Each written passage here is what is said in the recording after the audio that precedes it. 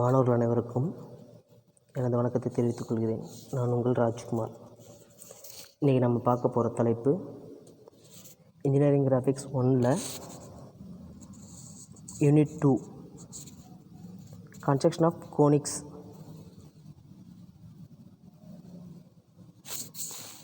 Construction of conics தான் நம்ம பார்க்க போகிறோம். இந்த கன்ஸ்ட்ரக்ஷன் ஆஃப் கோனிக்ஸ்ன்றது என்னென்னா, ஒரு கோனை டிஃப்ரெண்ட் ஆங்கிளில் கட் பண்ணும்போது நமக்கு கிடைக்கக்கூடிய தோற்றம் தான். ஸோ அதில் என்னென்ன தோற்றங்கள் கிடைக்கிது அப்படின்னு பார்க்கலாம். ஒரு கோனை வந்து பார்த்திங்கன்னா என்னென்ன மாதிரிலாம் கட் பண்ணுறாங்க. ஸோ கோனை வந்து பார்த்திங்கனாக்கா ஸ்ட்ரைட்டாக கட் பண்ணும்போது என்ன ஷேப் கிடைக்கும், கொஞ்சம் கிராஸாக கட் பண்ணும்போது என்ன கிடைக்கும், கிராஸாக பாட்டம் வரைக்கும் கட் பண்ணும்போது என்ன ஷேப் கிடைக்கும், ஒரு சைடில் மட்டும் ஸ்ட்ரைட்டாக கட் பண்ணும்போது என்ன ஷேப் கிடைக்கும் அப்படின்றது தான் இதில் பார்க்க போகிறோம். ஸோ ஸ்ட்ரைட்டாக கட் பண்ணும்போது நமக்கு சர்க்கிள் ஷேப் கிடைக்கும், கிராஸாக கட் பண்ணும்போது நமக்கு எலிப் ஷேப் கிடைக்கும், கிராஸாக பாட்டம் வரைக்கும் கட் பண்ணும்போது நமக்கு பேரபோலா ஷேப் கிடைக்கும், ஒன் சைடில் ஸ்ட்ரைட்டாக கட் பண்ணும்போது நமக்கு ஹைப்பர்போலா கிடைக்கும். ஸோ இதில் வந்து பார்த்திங்கன்னா இப்போ இருக்கிற ஒவ்வொரு ஷேப்பையும் எப்படி எப்படின்றத பார்க்கலாம். ஸோ ஃபஸ்ட் ஒன் வந்து பார்த்திங்கன்னா சர்க்கிள் ஷேப். Circle.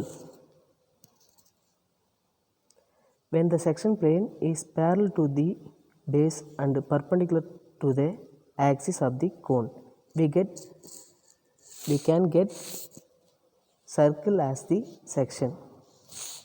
அதாவது ஒரு கோனை அதனுடைய பேஸுக்கு இணையாக வெட்டணுன்றாங்க. பேஸ் அடித்தளம் இருக்கு இல்லையா, அடித்தளத்திற்கு இணையாக வெட்டணும் அப்படின்னு சொல்கிறாங்க. ஸோ அடித்தளத்திற்கு இணையாக வெட்டணும். அப்படி அடித்தளத்துக்கு இணையாக வெட்டும்போது அது எப்படி இருக்குனாக்கா அந்த அதனுடைய ஆக்சிஸுக்கு பர்பெண்டிகுலராக செங்குத்தாக இருக்கும். பாருங்கள்,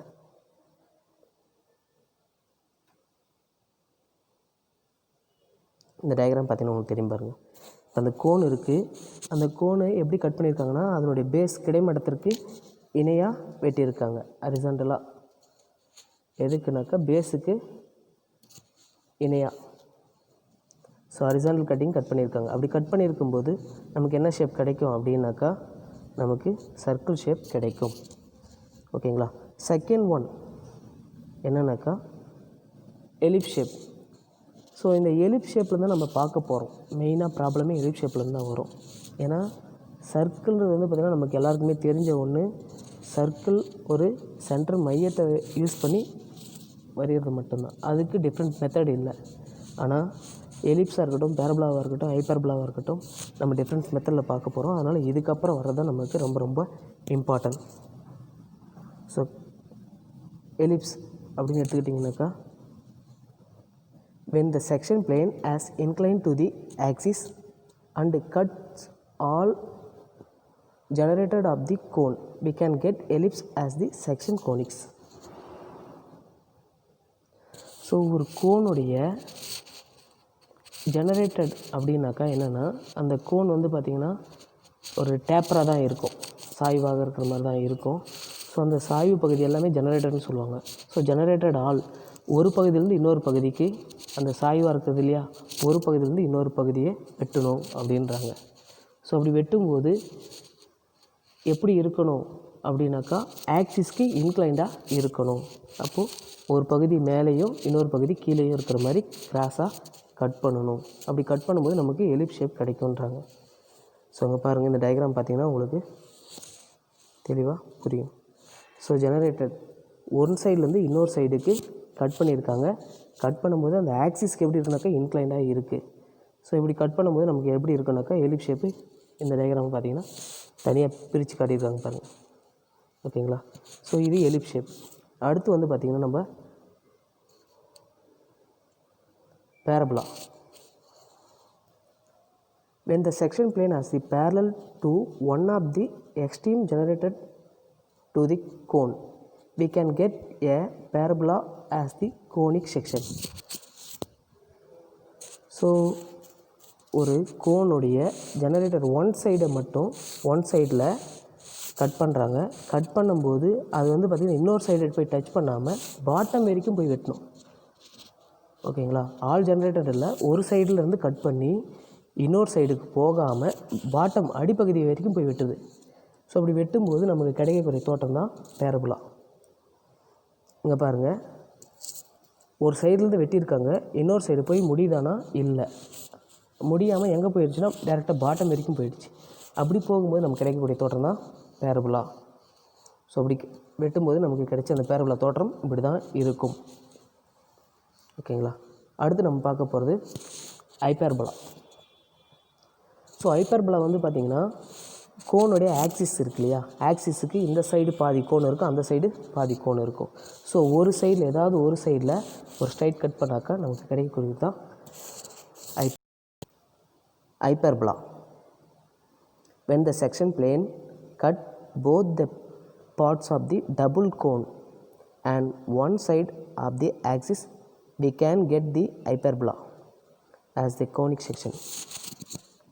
ஸோ கோனுடைய டபுள் சைடில் ஒரு சைடில் மட்டும் வெட்டினா நமக்கு கிடைக்கக்கூடியது தான் ஹைப்பர்போலா. ஸோ ஹைப்பர்போலாக்கான டயக்ராம் பார்த்திங்கன்னா பாருங்கள். ஸோ அந்த கோனுடைய ஆக்சிஸ்க்கு ஒன் சைடில் மட்டும் கட் பண்ணியிருக்காங்க. அதனுடைய தோற்றம் எப்படி இருக்குன்றது இதுதான்.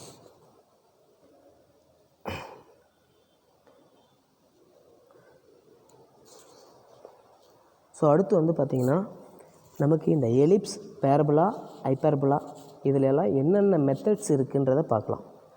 ஓகேங்களா. ஸோ எலிப்ஸ் அப்படின்னு எடுத்துக்கிட்டாக்கா நமக்கு 4 மெத்தட் இருக்கும். ஒன்று வந்து பார்த்திங்கன்னா concentric circle method, second one rectangular or oblong method, third one வந்து பார்த்திங்கனாக்கா parallelogram method, and fourth one eccentricity method. So எலிப்ஸை பொறுத்த வரைக்கும் 4 மெத்தடில் நம்ம ட்ரா பண்ணுவோம்.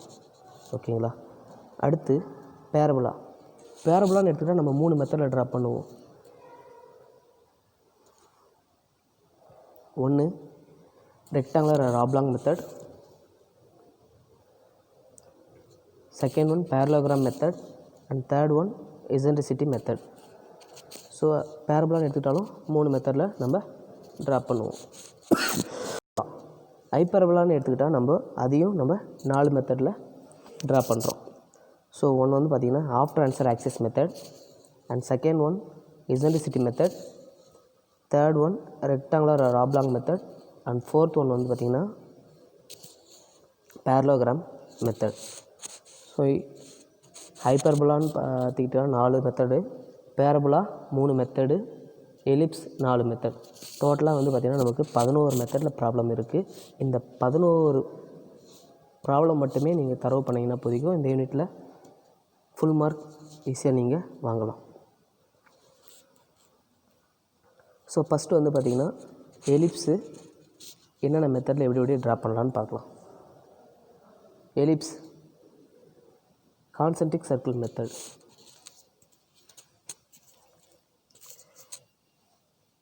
Construct an ellipse having its major axis 100 mm and minor axis 70 mm by concentric circle method.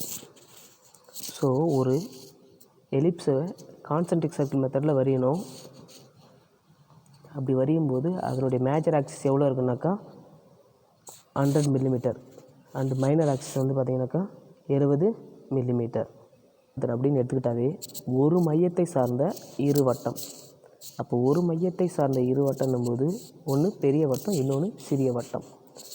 So பெரிய வட்டத்தில் 2 புள்ளியை கன்சிடர் பண்ணிக்கும், சிறிய வட்டத்தில் 2 புள்ளியை கன்சிடர் பண்ணி நமக்கு ஒரு நீள்வட்டமாக நமக்கு எலிப்ஸ் ஷேப் கிடைக்கும். ஓகேங்களா. ஸோ இந்த பெரிய வட்டத்தில் அப்படின்னும்போது ஹரிசாண்டல் லைனாக எடுத்துக்கும், சிறிய வட்டத்தில் வெர்டிகல் பாயிண்ட்டு எடுத்துக்கும். ஸோ எப்படின்றத டயக்ராம் பார்த்திங்கன்னா உங்களுக்கு தெரியும். ஸோ பாருங்கள், நமக்கு மேஜர் சர்க்கிள் ஒரு வட்டம் 100 mm இருக்குது, மைனர் சர்க்கிள் 70 mm ஒன்று இருக்குது. ஸோ ரெண்டுத்துலேயுமே வந்து பார்த்திங்கன்னா மேஜர் சர்க்கிளில் வந்து பார்த்திங்கன்னா ஹரிசாண்டல் லைன் ஏபின்னு 2 பாயிண்ட் இருக்கும், மைனர் சர்க்கிளில் வெர்டிகல் லைனில் சிடின்னு 2 பாயிண்ட் இருக்கும். ஸோ ஏபி சிடி இந்த 4 புள்ளியை டிபெண்ட் பண்ணி தான் நமக்கு எலிப்ஸ் ஷேப் இருக்குது. இதுக்குள்ளே அந்த மற்ற பாயிண்டெல்லாம் எப்படி வரைகிறதுன்றதை அடுத்து நம்ம பார்க்கலாம். ஓகேங்களா. இப்போ ஒரு மையத்தை சார்ந்து 100 மில்லிமீட்டர்னும் போது 50 ரேடியஸாக வச்சு ஒரு சர்க்கிள் வரைஞ்சிருவீங்க. அடுத்து 70 மில்லிமீட்டர்னும் போது 35 ரேடியஸாக வச்சு ஒரு சர்க்கிள் வரைஞ்சி 2 சர்க்கிள் வரைஞ்சிட்டு இந்த 2 சர்க்கிளையும் நம்ம என்ன பண்ணணும்னாக்கா 12 ஈக்குவல் பார்ட்டாக பிரிக்கணும். 12 ஈக்குவல் பார்ட்டாக பிரிக்கணும் போது சர்க்கிளோடைய டிகிரி வந்து பார்த்திங்கன்னா 360 டிவைடட் 12 போட்டிங்கனாக்கா உங்களுக்கு 30 டிகிரி கிடைக்கும். ஸோ 30 டிகிரியாக நீங்கள் என்ன பண்ணணுனாக்கா 12 பார்ட்டாக பிரிக்கணும். பிரிச்சுட்டு இந்த பிரித்த 12 பாகங்களுக்கான கோடு வந்து பார்த்திங்கன்னா 2 வட்டத்தையும் தொட்டுட்டு போகும். ஓகேங்களா? இப்போ 1ன்னு எடுத்துக்கிட்டிங்கன்னா அந்த 1க்கான கோடு மேஜர் சர்க்கிளையும் டச் பண்ணிகிட்ருக்கோம், மைனர் சர்க்கிளையும் டச் பண்ணிகிட்ருக்கோம். அப்போ மேஜர் சர்க்கிளை தொடுற இடத்த வந்து பார்த்திங்கன்னா 1, மைனர் சர்க்கிளை தொடுற இடத்துல 1 நேம் கொடுக்கணும். இப்படி 1 2 3 4 எல்லாத்துக்குமே 1 2 இந்த மாதிரி ஒவ்வொன்றுத்துக்குமே வந்து பார்த்திங்கன்னா 1 2 3ன்னு கொடுத்துட்டு போவீங்க, 1 2 கொடுத்துட்டு போவீங்க. மேஜர் சர்க்கிளுக்கு 1 2ன்னு, மைனர் சர்க்கிளுக்கு 1 2 நேம் கொடுத்துட்டு போகிறீங்க. கொடுத்ததுக்கப்புறம் மேஜர் சர்க்கிள்லேருந்து இதுதான் முக்கியமான ஒரு விஷயம். மேஜர் சர்க்கிள்லேருந்து நீங்கள் கோடு வரையணும். எந்த இடத்துலனாக்கா அந்த கோடு டச் ஆகுது இல்லையா, 12 பிரித்த கோடு டச் ஆகுது இல்லையா, அந்த இடத்துல நீங்கள் கோடு வரையணும். அந்த கோடு எப்படி இருக்கணும்னாக்கா செங்குத்து கோடாக இருக்கணும், ஒரு வெர்டிக்கல் லைனாக இருக்கணும். அந்த வெர்டிக்கல் லைன் கூட வந்து பார்த்திங்கன்னா மேஜர் சர்க்கிளுக்கு உள்ளேயே இருக்கணும், வெளியே போகக்கூடாது. ஓகேங்களா? இப்படி ஒரு கோடு வரைஞ்சிங்கன்னா அடுத்து மைனர் சர்க்கிளில் இப்போ 2லேருந்து நீங்கள் வந்து பார்த்திங்கன்னா ஒரு மேஜர் சர்க்கிளில் டிபெண்ட் பண்ணி ஒரு கோடு வரைகிறீங்க அப்படின்னும்போது அது வட்டத்துக்கு உள்ள செங்குத்து கோடாக இருக்கும். அதே போல் 2 ஒரு கோடு வரையணும். அந்த கோடு எப்படி இருக்குனாக்கா ஹரிசாண்டலாக இருக்கணும், கிடைமட்ட கோடாக இருக்கணும். அந்த கோடு அந்த மைனர் சர்க்கிளுக்கு வெளியே இருக்கணும். ஸோ மேஜர் சர்க்கிள்லேருந்து எடுக்கிற கோடும் மைனர் சர்க்கிள்லேருந்து எடுக்கிற கோடும் டோட்டலி அப்போசிட். அது வந்து பார்த்திங்கன்னா வட்டத்துக்கு வெளியே இருக்கணும். மேஜர் சர்க்கிள்லேருந்து வர கோடு வட்டத்துக்கு உள்ளே இருக்கணும். புரியுதுங்களா? திரும்பவும் சொல்கிறேன். மேஜர் சர்க்கிள்லேருந்து வர கோடு வட்டத்துக்கு உள்ளே இருக்கணும். மைனர் சர்க்கிள்லேருந்து வர கோடு வட்டத்துக்கு வெளியே இருக்கணும். மேஜர் சர்க்கிள்லேருந்து கோடு செங்குத்து கோடாக இருக்கணும். மைனர் சர்க்கிள்லேருந்து வர கோடு கிடைமட்ட கோடாக இருக்கணும். அப்படி வரும்போது உங்களுக்கு 2 கோடும் ஒரு இடத்துல இணையும். இணையிற இடத்துக்கு தான் நீங்கள் பாயிண்ட் 1 2ன்னு நேம் கொடுத்துட்டு போகணும். ஸோ இப்படி நீங்கள் வந்து பார்த்திங்கன்னா 12 புள்ளிக்கும் 12 நேம் கொடுக்கும்போது அந்த 12 புள்ளி நீங்கள் இணைக்கும்போது நமக்கு வந்து பார்த்திங்கன்னா ஒரு நீள்வட்ட தோற்றம் கிடைக்கும். ஓகேங்களா? ஸோ எலிப்ஸ் இதுதான்.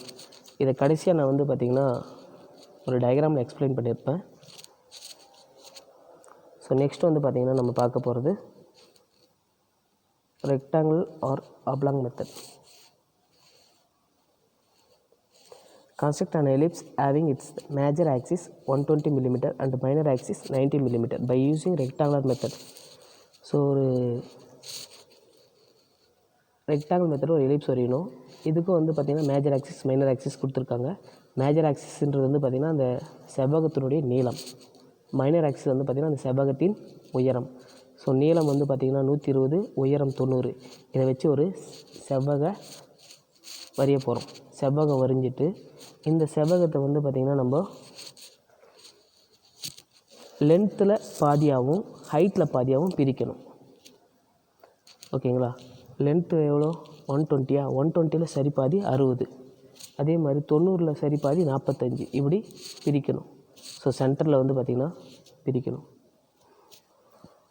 செவ்வகம் அல்லது நீள்வட்ட முறையில் செவ்வக முறையை பயன்படுத்தி அதன் முக்கிய அச்சு 120 மில்லிமீட்டர் மற்றும் சிறிய அச்சு 90 மில்லிமீட்டர் கொண்டு நீள்வட்டத்தை கட்டமைக்க. ஸோ இங்கே பாருங்கள், ஃபஸ்ட்டு வந்து பார்த்திங்கன்னா 120 மில்லிமீட்டருக்கு ஒரு லென்த்து, ஹைட் வந்து பார்த்திங்கன்னா 90 மில்லிமீட்டர் கோடு போட்டாங்க. கோடு போட்டு அது உள்ளே வந்து பார்த்திங்கன்னா சரி பாதியில் 120 நம்ம 60க்கு ஒரு கோடு போட்டிருக்காங்க, 45க்கு ஒரு கோடு போட்டு உள்ளே பிரிச்சுட்டாங்க. இப்போ இந்த உள்ளே பிரித்ததுக்கப்புறம் லென்த்தில் பாதியாக பிரித்ததுக்கப்புறம் மேலே ஒரு பார்ட் இருக்கும், கீழே ஒரு பார்ட் இருக்கும். அந்த மேலே இருக்கிற பார்ட்டையும் கீழே இருக்கிற பார்ட்டையும் நம்ம என்ன பண்ணணுனாக்கா 4 பார்ட்டாக பிரிக்கணும். ரெக்டாங்குலர் மெத்தடு இதில் வந்து பார்த்திங்கன்னா நமக்கு லென்த் எவ்வளோ கொடுத்துருக்காங்க 120, ஹைட்டு 90. ஸோ இந்த 120 60 கட் பண்ணிக்கணும். 90 வந்து பார்த்திங்கன்னா 45 கட் பண்ணிக்கணும். அப்படின்னும்போது ரெக்டாங்கிள்குள்ளே நமக்கு வந்து பார்த்திங்கன்னா 4 பாக்ஸ் கிடைக்கும். 4 ரெக்டாங்கிள் பாக்ஸ் கிடைக்கும். ஸோ ஃபஸ்ட்டு ரெக்டாங்கிள் பாக்ஸ் மேலே இருக்கிறத வந்து பார்த்திங்கன்னா அதனுடைய ஹைட்டில் 4ஆக பிரிக்கணும். 45 4ஆக பிரிக்கணும்னா 11.1 11.2 அந்த மாதிரி 4 பகுதியாக பிரிக்கணும். அதே போல் 4 சைட்லேயும் 4 4ஆக பிரிக்கணும். அதே போல் சென்டரில் இருக்கிற அந்த 120க்கான கோடு 60 60 2ஆக பிரிச்சிருப்போம் இல்லையா, அதையும் வந்து பார்த்திங்கன்னா 4 சமபாகமாக பிரிக்கணும். ஸோ அப்படி பிரிக்கும்போது 15 15ஆக பிரிக்கணும். இப்போ பிரிச்சுட்டு நீங்கள் வந்து பார்த்திங்கன்னா ஒவ்வொன்றுத்துக்கும் நேம் கொடுக்கணும். நேம் கொடுத்துட்டு ஃபஸ்ட்டு என்ன பண்ணலான்னா சிஏ பாயிண்ட்டை நம்ம கன்சிடர் பண்ணி சியிலேருந்து மேலே இருக்கிற பாகத்துக்கு ஃபஸ்ட்டு 4ஆக பிரிச்சிருப்போம் இல்லையா மேலே, அந்த ஒவ்வொன்றுத்துக்கும் வந்து பார்த்திங்கன்னா சியிலேருந்து ஒரு இன்க்ளைன் லைன் போகும். ஆப்போசிட்டில் இந்த டயக்ராம் எடுத்துக்கிட்டிங்கன்னா ஏஎம், இந்த ஏஎம்முக்குள்ளே வந்து பார்த்திங்கன்னா 4 பகுதியாக பிரிச்சுருக்கோம். அந்த 4 பகுதிக்கும் சியிலேருந்து 4 இன்க்ளைன் லைன் வரும். அதே போல் தான் பிகேக்கு இன்பிட்வீனில் 4 பகுதியாக பிரிச்சுருப்போம். அதுக்கு 4 இன்க்ளைன் லைன் வந்திருக்கும். ஸோ இப்படி 2 சைடும் 4 4 இன்க்ளைன் லைன் வரைஞ்சிட்டு அடுத்து நம்ம என்ன பண்ணோம்னா டியிலேருந்து ஹரிசாண்டல் கோடு இருக்கு இல்லையா சென்டரில், அதில் வந்து பார்த்திங்கன்னா ஏக்கும் ஓக்கும் இன்பிட்வீனில் நமக்கு வந்து பார்த்திங்கன்னா 4 பாயிண்ட் இருக்கும். அதை தொட்டுட்டு போகிற மாதிரி நம்ம என்ன பண்ணோம்னாக்கா ஒரு இன்க்ளைன் லைன் வரைஞ்சி அதையே எக்ஸ்டெண்ட் பண்ணணும். அந்த பாயிண்ட்டுக்கு மேலே எக்ஸ்டெண்ட் பண்ணும்போது 4 பாயிண்ட்டை டச் பண்ணிட்டு போகிற கோடு மேலே போட்ட 4 கோடை எங்கே போய் தொடுதோ அதை ஒரு பாயிண்ட்டாக கன்சிடர் பண்ணிக்கணும். 3லேருந்து போகிற கோடு மேலே நம்ம சியிலேருந்து வரைஞ்ச கோடு எங்கே போய் டச் பண்ணுதோ அதை பாயிண்ட்டாக. ஸோ ஒவ்வொரு கோடும் அதுக்கான ஆப்போசிட் கோடை எங்கே போய் டச் பண்ணுதோ அது ஒரு பாயிண்ட்ஸாக கன்சிடர் பண்ணிக்கணும். இதே போல் தான் நம்ம 4 சைடும் வரைஞ்சி அதை பாயிண்ட் நேம் கொடுத்திங்கன்னா உங்களுக்கு பாயிண்ட் நேம் கொடுத்து அதை ஃபுல்லாக கருவாக வரைஞ்சிங்கன்னா உங்களுக்கு நீள்வட்டம் கிடைச்சிடும். ஸோ இது வந்து பார்த்திங்கன்னா ரெக்டாங்குலர் மெத்தட். அடுத்து வந்து பார்த்திங்கனாக்கா பேரலோகிராம் மெத்தட். பேரலோகிராம் மெத்தட் அப்படியே வந்து பார்த்திங்கன்னா ரெக்டாங்கிள் மெத்தட் மாதிரி தான். என்னென்னா பேரலோகிராம் அப்படின்னா உங்களுக்கே தெரியும், அது ஒரு இணைகர மெத்தட். ஸோ செவ்வகத்தை சாய்வாக இருந்தால் எப்படி இருக்கும், கொஞ்சம் கிராஸாக இருக்கணும் இணைகரம். ஸோ அந்த இணைகரம் கிராஸாக இருக்கிறதுனால நீள்வட்டமும் கொஞ்சம் கிராஸாக இருக்கும். அதாவது inscribe and ellipse in A parallelogram of sides 100 mm and 70 mm. The angle between sides is 120 degree. அதாவது லென்த் எவ்வளோனாக்கா 100, ஹைட்டு 70. ஸோ 100க்கும் 70க்கும் இன்பிட்வீனில் இருக்கிற ஆங்கிள் எவ்வளோனாக்கா 120. ஸோ 120 டிகிரிக்கு சாய்வாக ஒரு கோடு போட்டு அந்த சாய்வான கோடு எவ்வளோ இருக்குன்னாக்கா 70 மில்லிமீட்டரில் இருக்கணும். லென்த் எவ்வளோ இருக்குன்னாக்கா 120. இதை வச்சு ஒரு ரெக்டாங்கிளில் ஒரு பேரலோகிராம் பாக்ஸ் வரைஞ்சிடுறோம். ஸோ இந்த பேரலோகிராம் பாக்ஸுக்குள்ளே வந்து பார்த்திங்கன்னா நம்ம ஒரு நீள்வட்டத்தை ட்ரா பண்ணணும். ஸோ இதுவும் சேம் ரெக்டாங்கிள் மெத்தட் மாதிரி தான். என்னென்னா இதில் வந்து பார்த்திங்கன்னா ஹரிசாண்டல் லைன் ஸ்ட்ரைட்டாக வந்திருக்கும், வெர்டிக்கல் லைன் இன்க்ளைனில் இருக்கும். ஸோ அந்த வெர்டிக்கல் லைன் இன்க்ளைண்டாக வரதுனால எல்லாமே வந்து பார்த்திங்கன்னா அதுக்கு பேரலாக நம்ம இன்க்ளைன் லைன் போட்டு ட்ரா பண்ணியிருப்போம். ஓகேங்களா. அடுத்து நம்ம பார்க்க போகிறது எலிப்ஸ்லேயே வந்து பார்த்திங்கன்னா எசென்ட்ரிசிட்டி மெத்தட். எசென்ட்ரிசிட்டி அப்படின்னும் போது மைய தவிர்த்து. ஸோ மையம் தவிர்த்து எப்படி ட்ரா பண்ண போகிறோம். Construction an ellipse having its eccentricity ratio 2/3 and the distance of the fixed point from the fixed line 50 mm. So eccentricity ரேஷியோன்னு ஒன்று கொடுத்துருப்பாங்க. அடுத்து ஃபிக்ஸ்டு பாயிண்ட்டோட லைன் வந்து பார்த்திங்கன்னா ஒரு வேல்யூ கொடுத்துருப்பாங்க. So fixed point from the fixed லைனில் வந்து பார்த்திங்கன்னா 50 mm, ரேஷியோ வந்து பார்த்திங்கன்னா 2/3. ஸோ 2/3 அப்படின்னும்போது 2 + 3ன்னு எடுத்துக்கணும். 2 + 3 5. 5இல் 3 ஒரு பகுதியாகவும் 2 ஒரு பகுதியாகவும் பிரித்து அதை பயன்படுத்தி ஒரு நீள்வட்டத்தை வரையணும்.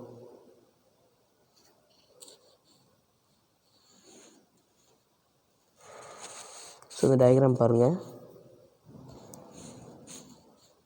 ஃபஸ்ட்டு வந்து பார்த்திங்கனாக்கா ஏபின்னு ஒரு கோடு இருக்குது, ஒரு வெர்டிகல் லைனு, அதில் சின்னு ஒரு பாயிண்ட் வச்சு ஒரு சென்டர் லைன் வரைஞ்சிருக்காங்க.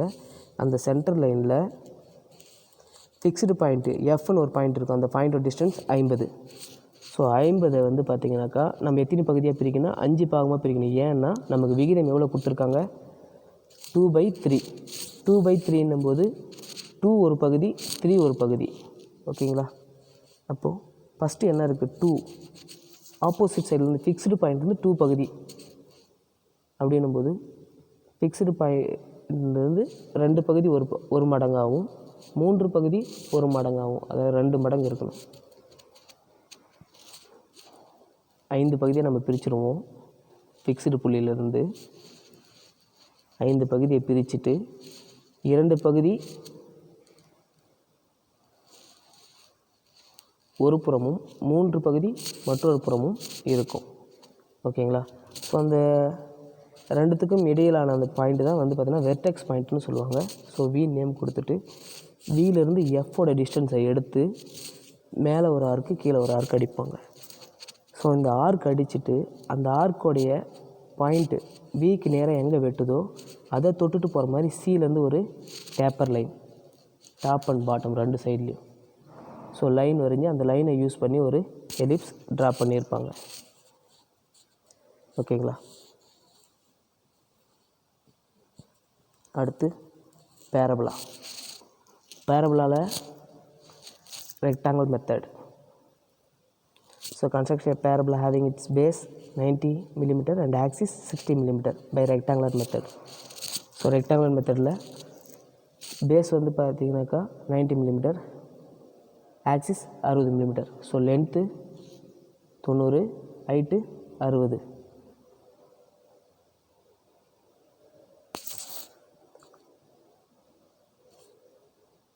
ஸோ லென்த் வந்து பார்த்திங்கன்னா 90, ஹைட்டு 60. ஸோ இப்போ இந்த லென்த்து 90 இருக்கு இல்லையா, இதை வந்து பார்த்திங்கனாக்கா 90 பாதியாக 45ன்னு பிரித்து அந்த 45 4 பகுதியாகவும் இன்னொரு 45 4 பகுதியாகவும் பிரிக்கணும். ஸோ ஏபி அப்படின்னும் போது சென்டரில் டின்னு ஒன்று பிரிச்சுருக்காங்க. ஸோ அது 45 mm இன் பிட்வீனில். ஏடியை வந்து பார்த்திங்கன்னா மேற்கொண்டு வந்து பார்த்திங்கன்னா 4 பகுதியாக பிரிச்சுருக்காங்க.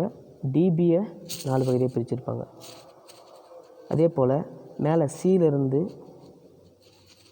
இந்த வெர்டிகல் லைன் இருக்கு இல்லையா, ஏஎம் அண்ட் இது பிஎன், இதையும் வந்து பார்த்திங்கன்னா இது வந்து பார்த்திங்கன்னா 60 mm இருக்குது. இதையும் வந்து பார்த்திங்கன்னா 4 பகுதியாக பிரிச்சுருப்பாங்க. பிரிச்சுட்டு சியிலிருந்து வெர்டிகல் லைனுக்கு இன்க்ளைனில் 3 கோடும், கீழே இருக்கிற 1 2லேருந்து செங்குத்து கோடும் போடும்போது அந்த இன்க்ளைன் லைனை இந்த செங்குத்து லைன் எங்கே டச் பண்ணுதோ அதெல்லாம் பாயிண்ட்டாக கன்சிடர் பண்ணி நமக்கு கரு ட்ரா பண்ணுறோம். இதுதான் பேரபுலா ரெக்டாங்குலர் மெத்தட் கரு.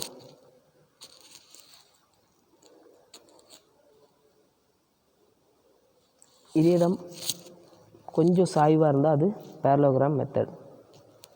ஸோ சேம் ரெக்டாங்கிள் மெத்தடில் என்ன பண்ணோமோ அதே தான் பண்ண போகிறோம். ஆனால் இதில் வந்து பார்த்திங்கன்னா இன்க்ளைண்டுக்கு ஆங்கிள் கொடுத்துருப்பாங்க, ஆங்கிளை ஃபாலோ பண்ண போகிறோம். ஸோ மற்றபடி எல்லாமே வந்து பார்த்திங்கன்னா பேரலோகிராம் மெத்தடும் ரெக்டாங்கிள் மெத்தடும் சேம்.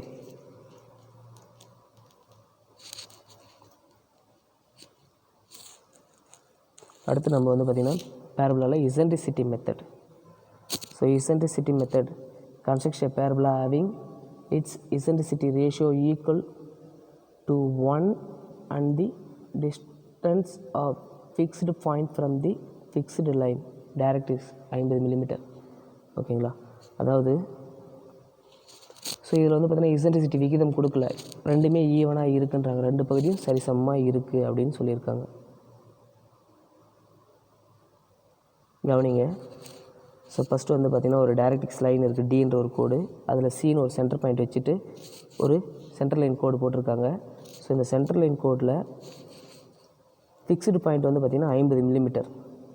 ஸோ ஃபிக்ஸ்டு பாயிண்ட்டுக்கு வந்து பார்த்திங்கன்னா விகிதம் கொடுக்கல. விகிதம் இதுக்கு முன்னாடி நம்ம பார்த்துருப்போம் 2/3 அப்படின்ட்டு. விகிதம் எதுவும் கொடுக்கல. விகிதம் எதுவும் கொடுக்காமல் சரிபாதியாக உடச்சிக்கோ அப்படின்றாங்க. அப்படி சரிபாதியானும் போது ஃபிக்ஸ்டு பாயிண்ட்லேருந்து பாதி 25, அடுத்த பாதி 25, அப்படின்னும்போது ஸோ ரெண்டுத்துக்கும் இன்பிட்வீனில் வெர்டெக்ஸ்னு ஒரு பாயிண்ட் நம்ம கொடுத்து 25 பிரிச்சுக்கிட்டோம். ஓகேங்களா? ஸோ பிரிச்சுக்கிட்டு அந்த 25 V2F டிஸ்டன்ஸை காம்பஸில் வச்சு மேலும் கீழும் வில் வெட்டி அதை தொடர மாதிரி சீலேருந்து ஒரு லைன் போட்டிங்கன்னா உங்களுக்கு இன்க்ளைன் லைன் கிடைக்கும். இந்த இன்க்ளைன் லைனை யூஸ் பண்ணி நம்பர் ஆஃப் பார்ட்ஸ் பிரித்து அதில் வந்து பேரபோலா கர்வ் ட்ரா பண்ணுறோம்.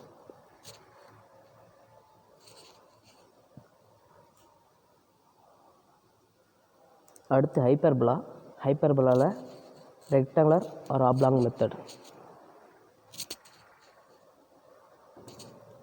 Draw a rectangular hyperbola through a point P at a distance of 40 mm and 20 mm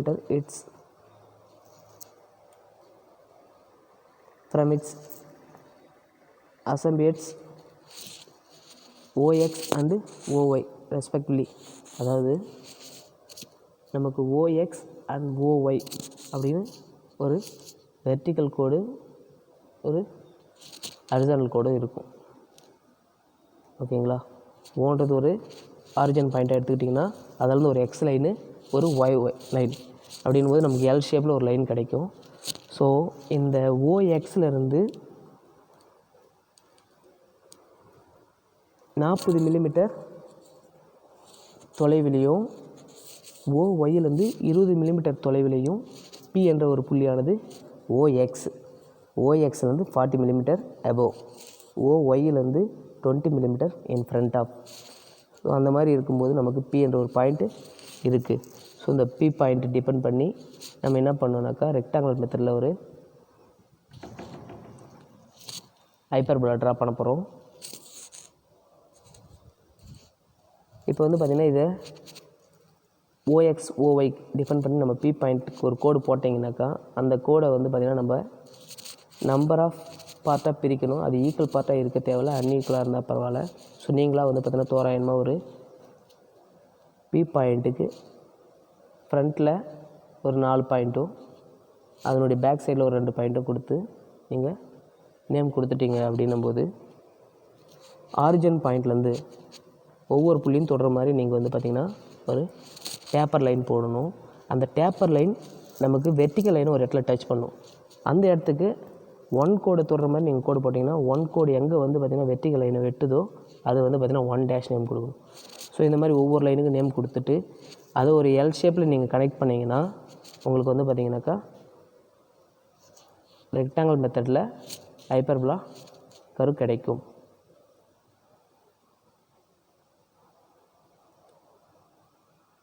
அடுத்து ஹைப்பர்போலாவில் இசென்ட்ரிசிட்டி மெத்தட். ஹைப்பர்போலாவில் இசென்ட்ரிசிட்டி மெத்தடும் பேரபோலாவில் இசென்ட்ரிசிட்டி மெத்தடும் ஒரே மாதிரி தான் இருக்கும். என்னென்னா இதில் விகிதம் அதிகமாக இருக்கும். ஒரே ஒரு விஷயம் தெளிவாக தெரிஞ்சுக்கங்க. எலிப்ஸை பொறுத்த வரைக்கும் விகிதம் வந்து பார்த்திங்கன்னா 2/3, அதாவது ஃபஸ்ட்டு சின்னதாக இருக்கும், அடுத்து பெரியதாக இருக்கும். பேரபோலாவை பொறுத்த வரைக்கும் ரெண்டுமே ஈக்குவலாக இருக்கும். ஹைப்பர்போலா எடுத்துக்கிட்டிங்கனாக்கா 4/3, அதாவது ஃபஸ்ட்டு பெருசாக இருக்கும், செகண்டு சின்னதாக இருக்கும். ஸோ இதுதான் சேஞ்சஸில் இருக்கும். ஸோ 4/3 அப்படின்ற விகிதத்தில் 35 மில்லிமீட்டர் ஃபிக்ஸ்டு லைனில் ஒரு ஹைப்பர்போலா ட்ரா பண்ண சொல்லியிருக்காங்க. ஓகேங்களா? ஸோ மற்றபடி எல்லாமே வந்து பார்த்திங்கன்னா இசென்ட்ரிசிட்டி மெத்தடு எல்லாத்துக்குமே வந்து பார்த்திங்கன்னா சேமாக தான் இருக்கும். ஸோ இந்த டயக்ராம் பார்த்திங்கன்னா உங்களுக்கு இது வரைக்கும் நான் எக்ஸ்பிளைன் பண்ணதில் உங்களுக்கு புரியாமல் இருந்தால் கூட இந்த வீடியோ பார்த்திங்கன்னா உங்களுக்கு ஓரளவுக்கு புரியும். ஓகேங்களா?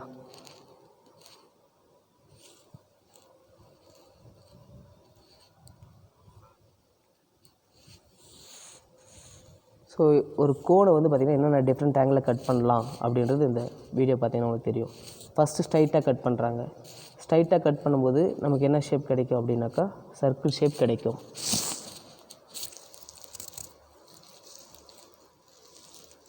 ஸோ சர்க்கிள் ஷேப் கிடைக்கும். செகண்டு கொஞ்சம் கிராஸாக கட் பண்ணுறாங்க. கிராஸாக கட் பண்ணும்போது நமக்கு எலிப்ஸ் ஷேப் கிடைக்கும்.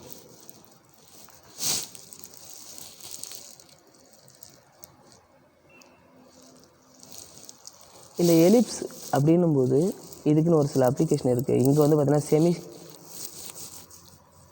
எலிப்ஸ் தான் காட்டியிருக்காங்க.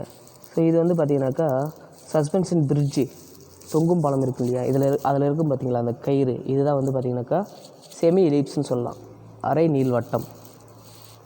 அடுத்து பேரபுலா.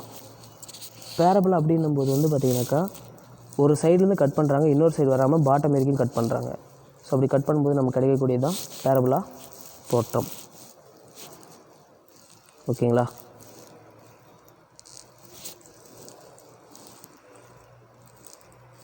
ஸோ இந்த பேரபுலாக்கான அப்ளிகேஷன் என்னன்னாக்கா, நம்ம காரில் பைக்லலாம் நம்ம லைட் ப்ரொஃபைல் இருக்குது இல்லையா, ஸோ இந்த லைட் ப்ரொஃபைல் ரிஃப்ளெக்டர் இதுதான் வந்து பார்த்திங்கன்னா பேரபுலாக்காருக்கான ஒரு அப்ளிகேஷன் மாடல்ன்றாங்க.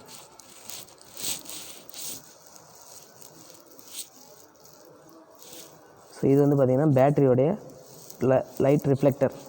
ஸோ இதுதான் பேரபுலா கருக்கான ஷேப் அப்படின்னா. அடுத்து ஹைப்பர்புலா. ஹைப்பர்புலா வந்து பார்த்திங்கன்னா ஒரு ஒன் சைட் ஆஃப் ஆக்சிஸ் கோட்டுக்கு இந்த சைடில் கட் பண்ணியிருக்காங்க. அப்படி கட் பண்ணும்போது நமக்கு கிடைக்கக்கூடிய தோற்றம் ஹைப்பர்புலா. இது எங்கன்னாக்கா நம்ம டிஷ் ஆண்டனா இருக்கு இல்லையா, ஸோ இந்த டிஷ் ஆண்டனாவுடைய ஷேப் தான் வந்து பார்த்திங்கனாக்கா ஹைப்பர்புலா கரு.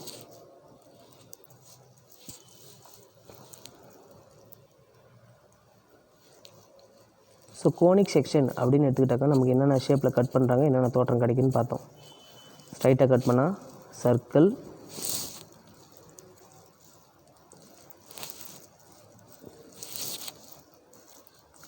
டேப்பராக கட் பண்ணால் எலிப்ஸ்,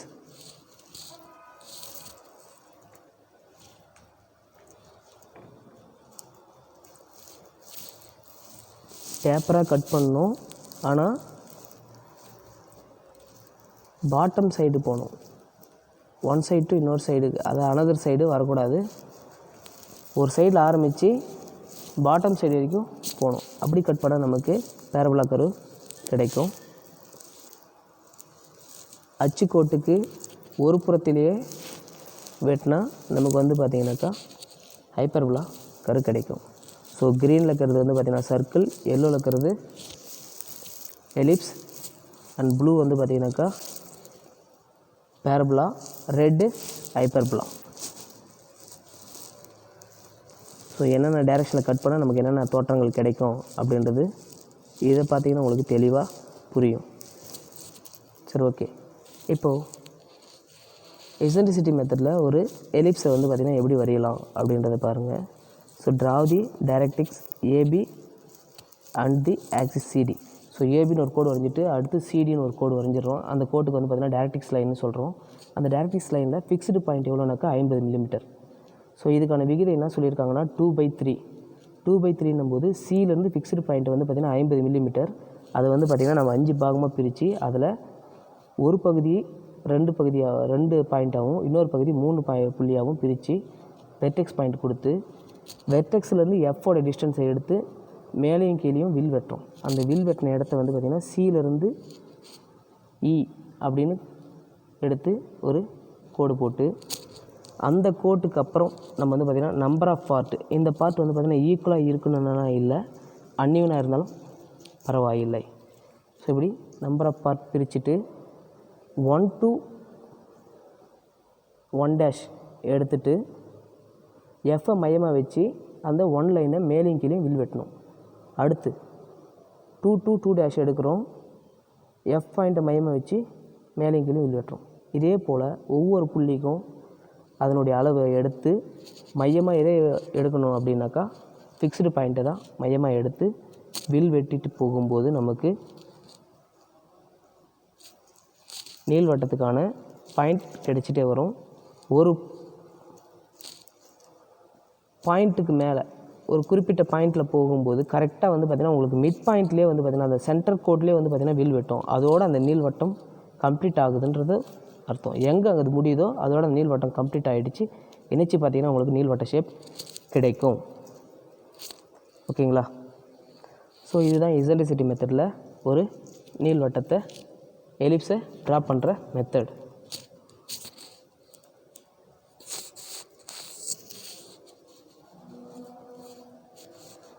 அடுத்து வந்து பார்த்திங்கனாக்கா இது ஆர்க் மெத்தட். நம்ம சிலபஸில் ஆர்க் மெத்தட் இல்லை, பட் ரெக்டாங்கிள் மெத்தடுக்கும் கிட்டத்தட்ட ஆர்க் மெத்தட் போல தான் வரும். ஸோ இதில் வந்து பார்த்திங்கன்னா மேஜர் ஆக்சிஸ் வந்து பார்த்திங்கன்னா ஏபின்னு எடுத்துக்கலாம், அண்ட் மைனர் ஆக்சிஸ் வந்து பார்த்திங்கன்னா சிடின்னு எடுத்துக்கலாம். ஓகேங்களா? ஸோ இதை டிபெண்ட் பண்ணி நம்ம என்ன பண்ணணுனாக்கா ஒரு பாக்ஸ் ட்ரா பண்ணிக்கலாம். இது வந்து பார்த்திங்கன்னா ஆர்க் மெத்தடு. நமக்கு இது கொஸ்டினில் வராது, பட் இருந்தாலும் தெரிஞ்சுக்குங்க. ஃபஸ்ட்டு என்ன பண்ணுறாங்கன்னா பாதிக்கு மேற்பட்ட அளவை எடுத்துகிட்டு சியிலேருந்து ஓஏ அந்த டைரெக்ஷனில் ஒரு வில் வெட்டுறாங்க, ஓபி அந்த லைனில் ஒரு வில் வெட்டுறாங்க. ஸோ வெட்டிட்டு இந்த அதுக்கு வந்து பார்த்திங்கன்னா F1 F2 நேம் கொடுத்துட்டு அதில் வந்து பார்த்திங்கனாக்கா F1லேருந்து ஓ இதை வந்து பார்த்திங்கன்னா 4 பகுதியாக பிரிக்கிறாங்க. பிரிச்சுட்டு ஆரிஜின் பாயிண்ட்லேருந்து 1 டிஸ்டன்ஸை எடுத்துகிட்டு F பாயிண்ட்டை மையமாக வச்சு ஒரு வில் வெட்டுறாங்க. அடுத்து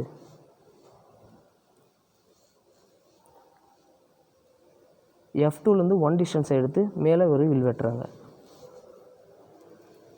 அதே போல் F1லேருந்து ஆப்போசிட்டில் ஒரு வில் வெட்டுறாங்க. அதுக்கு P1 P2ன்னு நேம் கொடுக்குறாங்க. இதே போல் ஏலேருந்து 2 டிஸ்டன்ஸை எடுத்து Fலேருந்து ஒரு வில் வெட்டணும்.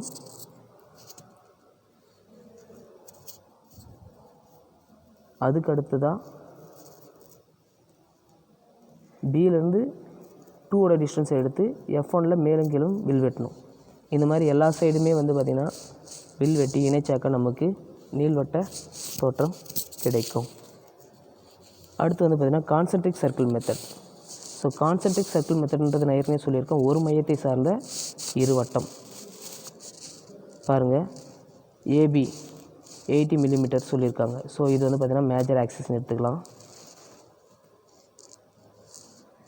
ஸோ சென்டர் பாயிண்ட் வச்சுட்டு ஒரு சர்க்கிள் வரைஞ்சிட்டாங்க. அடுத்து சிடி வந்து பார்த்திங்கன்னா 40 மில்லிமீட்டர். இதை மைனர் ஆக்சிஸ்ன்னு எடுத்து வெர்டிக்கல் கோடு போட்டு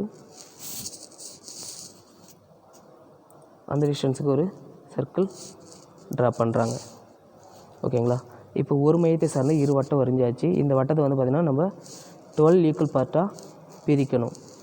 அதுக்கு முன்னாடி இந்த ஏபிசிடி இந்த 4மே வந்து பார்த்திங்கன்னா 4 பாயிண்ட்டை நமக்கு கன்சிடர் பண்ணிக்கணும். இப்போ 12 ஈக்குவல் பார்ட்டாக பிரிச்சுட்டு பாருங்கள்,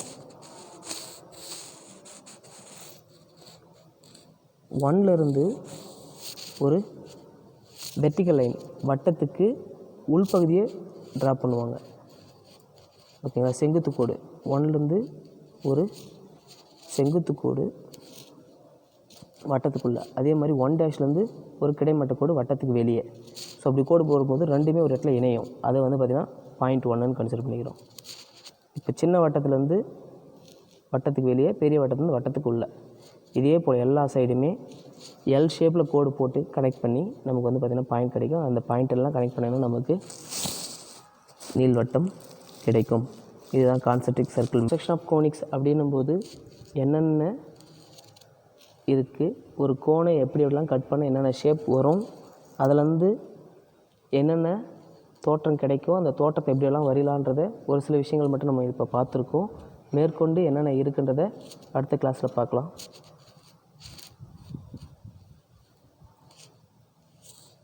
ஸோ நன்றி, வணக்கம்.